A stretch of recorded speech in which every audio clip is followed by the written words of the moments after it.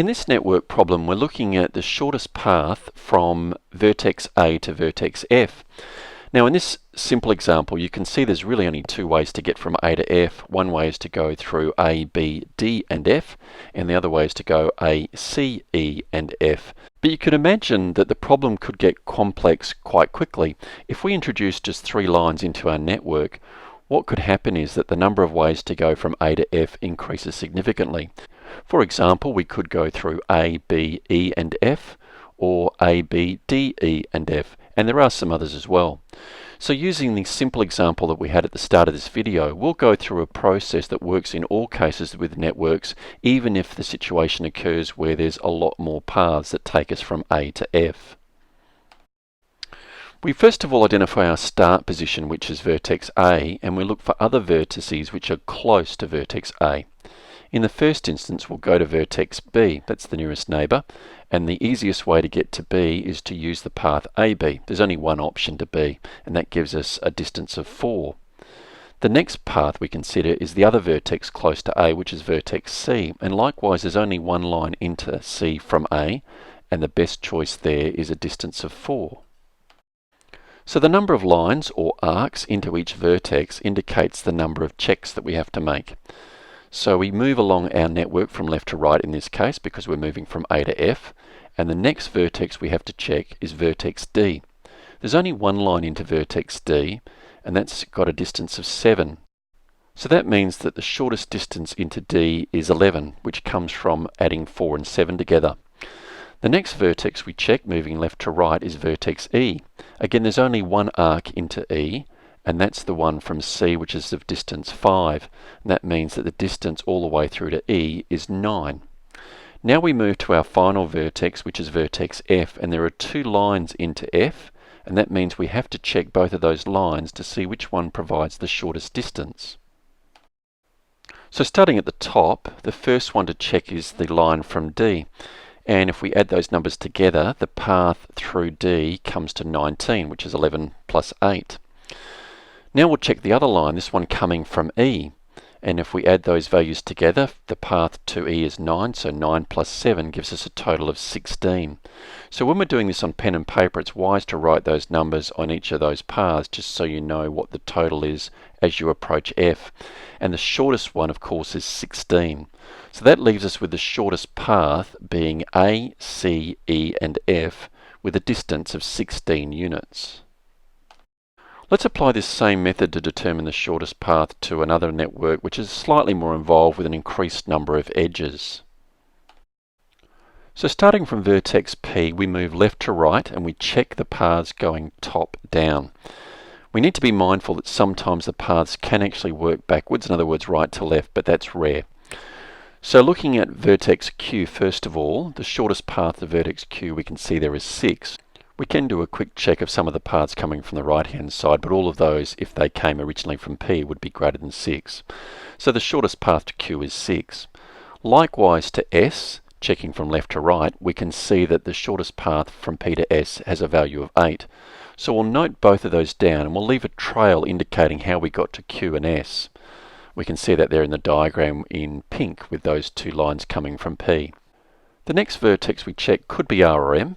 If we're moving from left to right, they seem to be level, but we'll go with R because that's higher up. So the shortest path to R could be considered from Q, or it could be considered from M. We need to do some adding up to see which one of those is the best path, and the shortest path to R is from Q, and that's a total of 9 altogether because it's 6 plus 3. Now what we need to do is check M. Now we'll notice with M that there's 3 lines coming in from the left, one coming up from above, that's from R, and one coming in from the right hand side. We won't check the path coming in from Z because it's unlikely that we'd actually reach our endpoint and then want to come back to M. Now it's unlikely that we're going to use the arc from T, but nonetheless we'll check that. So we'll go through and check each of those edges one at a time to see which gives the shortest path to M. The first one we'll consider is from vertex R, and we can see there that it's already 9 units to get to R, and then if we add a further 1, that means it's 10 units. So the path from R represents a total of 10 units. Now let's consider the path from Q. We can see that it's 6 units to Q, and then if we add 5, That gives us a total of 11. So at the moment the path from R is leading the race because we want the shortest path. Next, what we do is consider the path from P. Now there's only one arc or one edge from P, and that's 9 units, and that's the smallest so far. So that becomes our best choice at the moment to get to vertex M. Our next path to consider is the one from S, and we can see there that's 8 units so far to S, and then if we add a further 3, that means it's 11 to vertex M, and that's still not shorter than the edge from P. So the path from P at the moment is the shortest path. We've got one more to check, and that's the edge from T. Now we need to be careful because we haven't checked so far how far it is to T, and this is where we do need to be careful with paths coming from the right hand side, in this case where we started on the left. If we check around from T, we can see it's a total of 8 plus 7 to get to T along the bottom, plus a further 2 makes it 17. So whilst that doesn't represent a formal check to the vertex T yet, it does indicate to us that the best path to M is starting from P, and that's 9 units.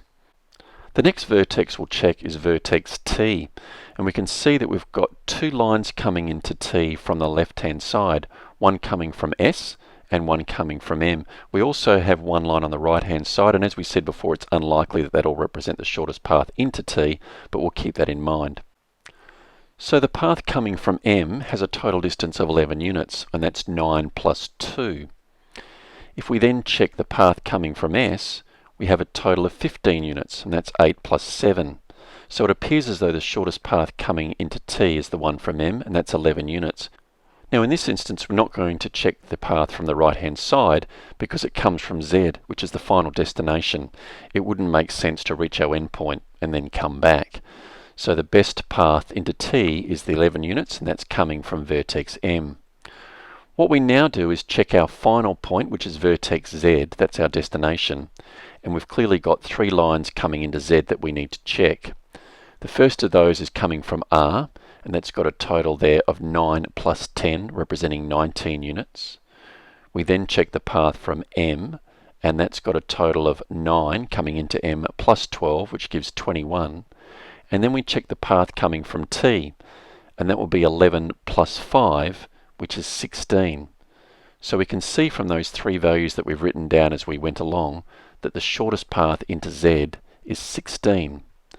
And that means our shortest path for this trip is P, M, T, and Z, for a total length of 16 units.